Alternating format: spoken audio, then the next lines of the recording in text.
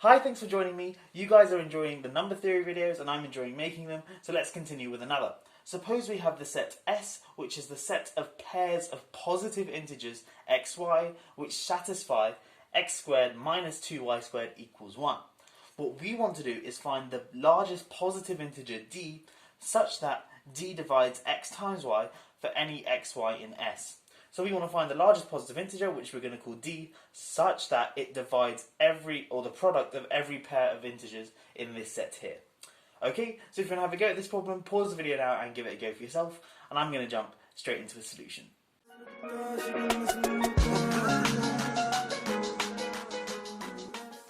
Okay, so the first thing we're going to do is kind of straightforward, but we want to show that 2 always divides x times y, and the way we're going to show that is by showing that y is always even.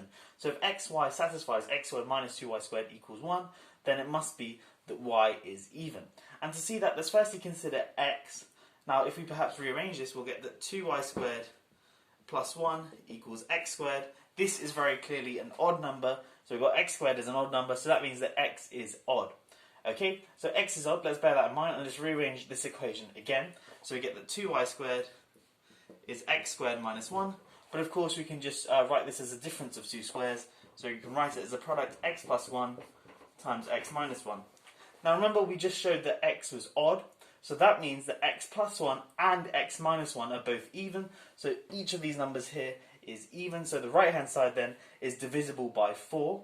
So then if we just divide by 2 on both sides, we get that y squared equals x plus 1, x minus 1, oopsie daisy, all over 2. And remember, this numerator here was divisible by 4, and so when we divide by 2, we certainly have this right hand side is divisible by 2. So the right hand side is even, so we have y squared is an even number, and then that of course implies that y is even. And thus, 2 divides y, as we claim. So then of course this will imply that 2 divides xy.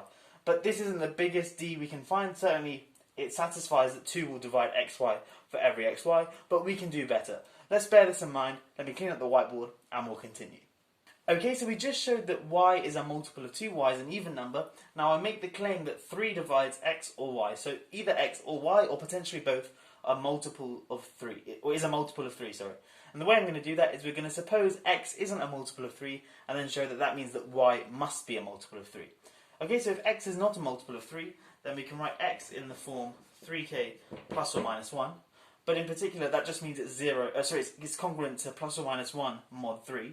So then that, of course, means that x squared is congruent to 1 mod 3. So then if I just plug that into this equation here and look at both sides mod 3, I'm going to get 1 minus 2y squared is congruent to 0 mod 3. Rearranging that will tell me 2y squared is congruent to 0 mod 3.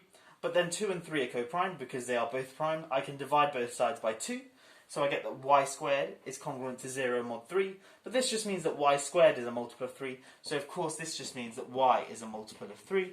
And then that kind of ends the proof, because we supposed that x wasn't a multiple of 3, and that shows that y is a multiple of 3. Okay, so that means that one of x or y is a multiple of 3. So combining that with the fact that we know y is also even, because 2 and 3 are co-prime, this tells us that 6 must always divide xy. And this is actually the answer D, because we found a candidate D. 6 always divides xy, but if we just look at the triple 3 squared minus 2 times 2 squared, that's 9 minus 8 equals 1. So that is a valid sort of combination. 3, 2 will be in the set S, but of course 3 times 2 is 6. So we can't get any factor bigger in that case, and hence 6 is our solution. I hope that's all made sense. Thanks for watching. I'll catch you in the next one. Have a great day.